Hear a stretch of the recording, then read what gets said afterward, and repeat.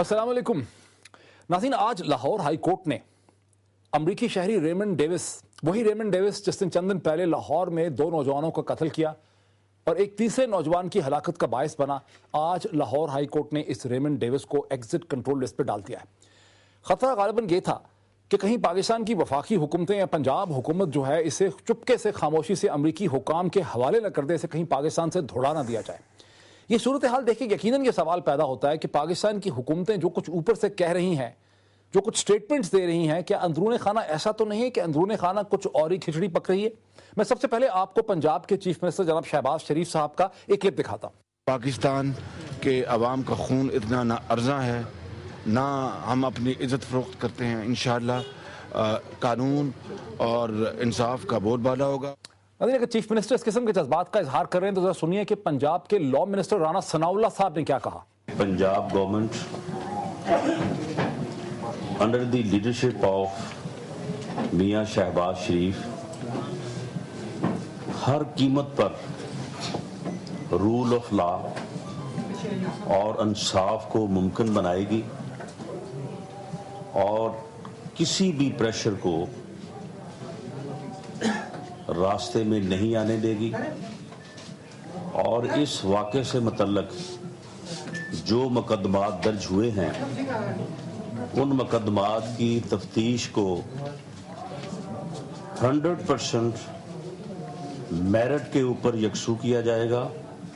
ناظرین، آپ نے پہلے سنا چیف منسٹر پنجاب کو، پھر آپ نے سنا پنجاب کے لا منسٹر رانا ثناء اللہ صاحب کو، دونوں کے جذبات آپ نے دیکھ لیے۔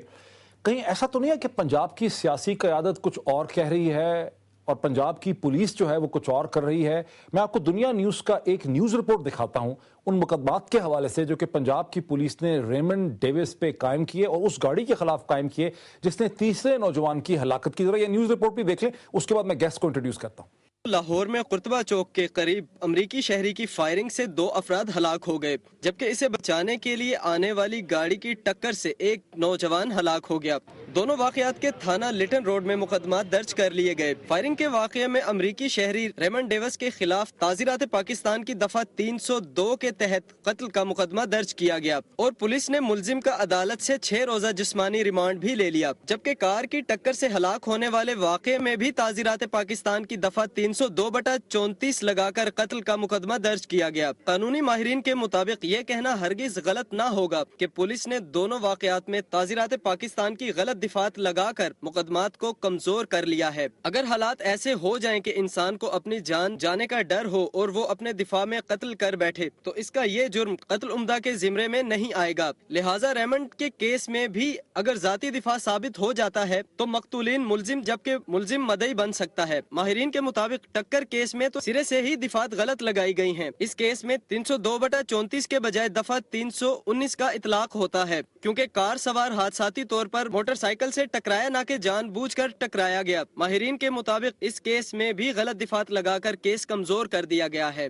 ناظرین، اب ذرا میں آپ نے سب کچھ دیکھ لیا، میں ذرا آپ کو اپنے گیسٹس اور ایکسپرٹس جو ہیں ان سے انٹروڈیوس کر دوں۔ اسٹوڈیوز میں میرے ساتھ تشریف رکھتے ہیں سپریم کورٹ کے ایڈوکیٹ سپریم کورٹ جناب سلمان اکرم راجہ صاحب، ان کے ساتھ ہی تشریف رکھتے ہیں پنجاب حکومت کے PMLN کے رہنما جناب خواجہ سعد رفیق صاحب، ممبر نیشنل اسمبلی، اور مجھے لاہور سے وایا سیٹلائٹ جوائن کر رہے ہیں مذہبی رہنما علامہ طاہر اشرفی صاحب، اور مجھے کراچی سے وایا سیٹلائٹ جوائن کر رہے ہیں سابقہ امبیسڈر ظفر ہلالی صاحب۔ لیکن آغاز میں کرتا ہوں خواجہ صاحب سے۔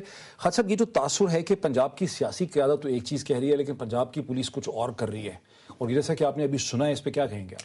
بسم اللہ الرحمن الرحیم۔ میرا خیال ہے یہ جو نوجوان رپورٹر ہے، چونکہ خود قانون دان نہیں ہے، میں تو اسٹوڈنٹ رہا ہوں لاء کا لیکن قانون دان نہیں ہوں، راجہ صاحب بہتر بتائیں گے۔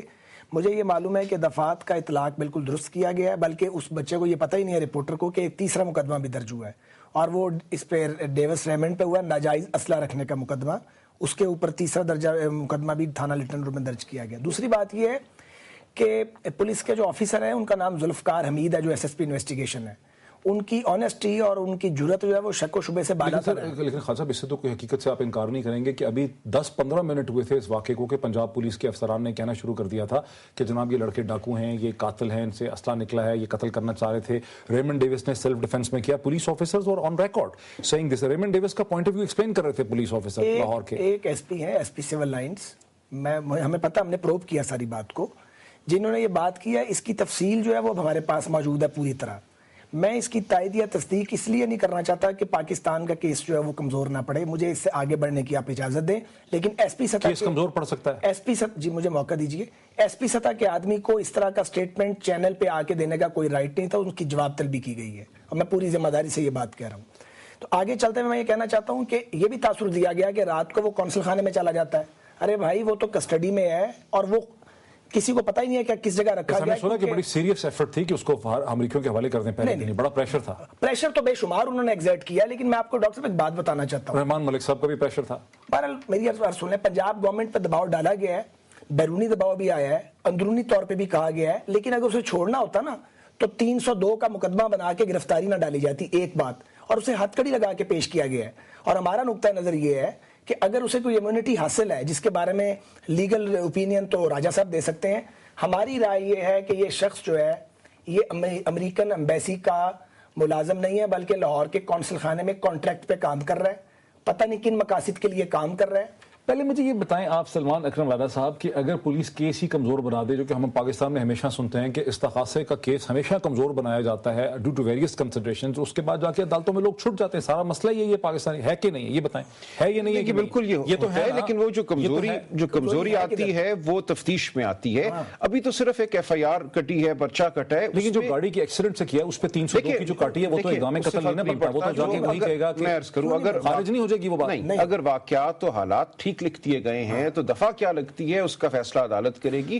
ایف آئی آر میں تو کوئی دفعہ لکھنے کی ضرورت بھی نہیں ہوتی, اس لیے جو بھی کچھ لکھا گیا ہے وہ حتمی بات نہیں ہے. بات ابھی اس سے آگے چلے گی. لیکن ایک اور بات میں سمجھتا ہوں اہم ہے, خواجہ صاحب نے بھی اس طرف اشارہ کیا. دیکھیں یہ معاملہ کہ اس شخص کو, ریمنڈ کو امیونٹی حاصل ہے یا نہیں ہے, بڑا اس کا آسان جواب ہے. امیونٹی صرف اس شخص کو حاصل ہوتی ہے جو ایمبسی, اسلام آباد میں جو ایمبسی ہے, جو ڈپلومیٹک مشن ہے, اس کے افسر کے طور پر, اس کے ملازم کے طور پر وزارت خارجہ کے پاس رجسٹرڈ ہو اور اس کو ایک ایکریڈیٹیشن کارڈ وزارت خارجہ کی جانب سے دیا گیا ہو. اس کے پاس ڈپلومیٹک پاسپورٹ ہے یا نہیں ہے یہ غیر اہم باتیں ہیں. کوئی شخص اپنے ڈپلومیٹک پاسپورٹ پہ تفریح کے لیے, سیر کے لیے بھی آ سکتا ہے پاکستان, اس کو امیونٹی حاصل نہیں ہوگی. امیونٹی صرف اس شخص کو حاصل ہوتی ہے جو ڈپلومیٹک مشن کا ملازم ہو اور پاکستانی نہ ہو, اور اس سے بڑھ کر سب سے ضروری اہم ترین جو بات ہے کہ اس کو ایک کارڈ دیا گیا ہو. اس کو ایک کارڈ دیا گیا. اب یہ کارڈ اگر دیا گیا تھا یا نہیں دیا گیا, ظفر علی صاحب سن رہے ہیں, بالکل ٹھیک ہے.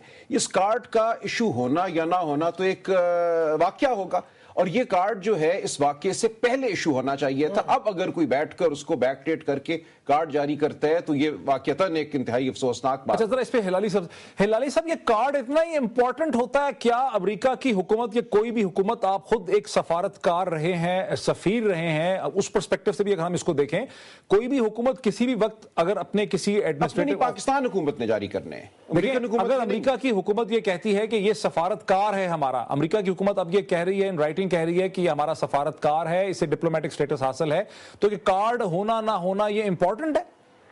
جی اس لیے امپورٹنٹ ہے کہ یہ جو اس کا سٹیٹس ہے وہ اب نہیں ڈٹرمن ہو سکتا. وہ اس وقت ڈٹرمن ہوتا ہے جب وہ ملک کے اندر آتا ہے اور کس بیسس پہ اس کو ہم نے اجازت دی ہے, ایز اے ڈپلومیٹ یا ایز اے کونسلر آفیشل. مگر اگر میں بات تھوڑا سا ایک ہٹ کے کروں کہ دیکھیے